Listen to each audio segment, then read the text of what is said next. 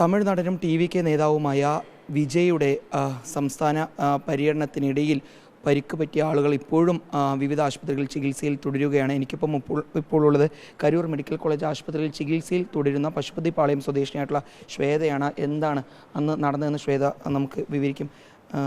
ഒക്കെ ஆக்சுவலி என்ன நடந்திருக்காங்க? அங்கே ரொம்ப கூட்டமாக இருந்தனால எல்லாம் கீழே தள்ளி விட்டு எல்லாம் எங்கள் மேலேயே ஏறி எல்லாம் உட்கார ஆரம்பிச்சிட்டாங்கனால மூச்சு விட முடியாமல் நிறைய பேர் இறந்தும் போயிட்டாங்க. அரை மணி நேரமாக கீழே தான் படுத்து கிடந்தோம், மூச்சு கூட விட முடியாமல். அதுக்கப்புறம் ஆம்புலன்ஸில் வந்து தூக்கிட்டு போனாங்க. எங்கே இருந்தீங்களா? அந்த மரத்துக்கு பக்கம் தானே பஸ் வந்துச்சுல, அதுக்கு ஆப்போசிட்லேயே தான் நின்றுட்டு இருந்தோம். கடைக்கு பக்கமா மரத்துக்கு பக்கம்? மரத்துக்கிட்ட அந்த சந்தில் ஒரு சந்தில் இருந்தோம். அங்கே டிச்சு பக்கத்தில் டிச்லேயும் நிறைய பேர் விழுந்து இறந்துட்டாங்கன்னு சொன்னாங்க.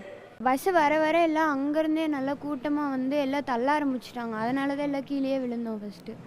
அதுக்கப்புறம் தான் முடியாச்சு. மூச்சு விட முடியாமல் சுத்தமாக மூச்சே விட முடியல.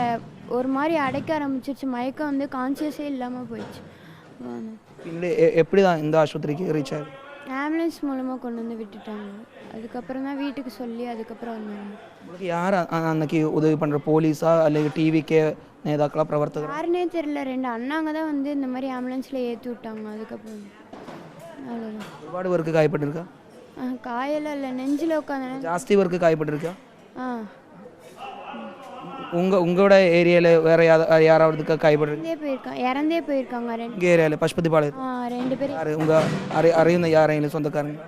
அதில் தெரிஞ்சவங்க, எங்களுக்கு தெரிஞ்சவங்களோட தெரிஞ்சவங்க இறந்து போயிருக்காங்க. 2 பேர் ஆக்சிடெண்ட் மூலமாகவே இறந்து போயிருக்காங்க. குழந்தைங்க நிறைய அந்த கூட்டமாக இருந்தீங்களா?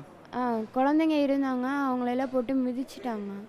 மிதிச்சு அதனால இறந்துட்டாங்க. மூச்சு விட முடியாமல். தண்ணியும் இல்லை அந்த இடத்துல. அது தண்ணி தரல? இல்லை. என்ன நேரத்துக்கு அங்கே வேலுச்சாமிபுரம் எத்திங்க? 5 மணிக்கெலாம் போயிட்டோம். சாயங்காலம் 5 மணிக்கு? 5 மணிக்கு போகணும். 5 மணியில் கூட்டம் நார்மலாக தான் இருந்துச்சு. பஸ்ஸு வர வர கூட்டம் நல்லா நெருக்க ஆரம்பிச்சிட்டாங்க. அதனால் மூச்சு திணறல் வந்து ஒரு மாதிரி எல்லாம் மயக்கம் போட ஆரம்பிச்சு. எல்லாம் மயக்கம் போட்டவங்களுக்கு நவர கூட விட மாட்டுறாங்க, அங்கேயே நிற்கிறாங்க. அவங்க மயக்கம் போட்டவங்கள மிதித்து தள்ளிட்டு எல்லாம் போகிறாங்க. போலீஸ் இருந்தாங்களா அந்த நேரத்தில்? அங்கே தெரியல. சாயந்தரம் 5 மணி நேரத்தில் போலீஸ் அங்கே இல்லையா? தெரியல, நான் பார்க்கல. நீங்கள் இருந்த நேரத்தொന്നും போலீஸை பார்க்கலையா? பார்க்கல. ஜாஸ்தி போலீஸ் ஒன்றும் அந்த நேரத்தொന്നും இல்லையே? அங்கே இல்லை, ரவுண்டானால தானே நிறைய பேர் இருந்தாங்க. പശുപതിപാളയം സ്വദേശിനിയായിട്ടുള്ള ശ്വേതയാണ് ഇപ്പോൾ നമ്മളോട് പ്രതികരിച്ചിട്ടുള്ളത്. ശ്വേത പറയുന്നത് ശ്വേത എല്ലാം 5 മണിക്ക്, വൈകിട്ട് 5 മണിയോട് കൂടിയാണ് വിജയെ കാണാൻ വേണ്ടി വേലുസ്വാമിപുരത്തേക്ക് പോകുന്നത്. ആ സമയത്ത് തന്നെ തിരക്ക് കുറവായിരുന്നു. പക്ഷേ പിന്നീട് ഓരോ മണിക്കൂർ കഴിയുമ്പോഴേക്കും തിരക്ക് കൂടുതലായി വരുന്നു. പിന്നീട് പോലീസിൻ്റെ ഒരു കുറവ് ആ സമയത്ത് തന്നെ ഉണ്ടായിരുന്നു എന്നുള്ളതാണ് പരിക്കേറ്റ് ഇപ്പോൾ കരൂർ മെഡിക്കൽ കോളേജ് ആശുപത്രിയിൽ തുടരുന്ന ശ്വേത ഉൾപ്പെടെയുള്ള ആളുകൾ പറയുകയും ചെയ്യുന്നത്.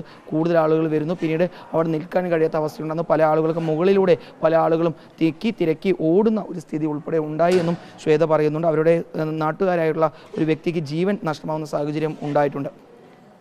കരൂർ മെഡിക്കൽ കോളേജ് ആശുപത്രിയിൽ നിന്നും വീഡിയോ ജേർണലിസ്റ്റ് വിനൂസിക്കൊപ്പം റിപ്പോർട്ടർ ഇക്ബാൽ അർക്കൽ.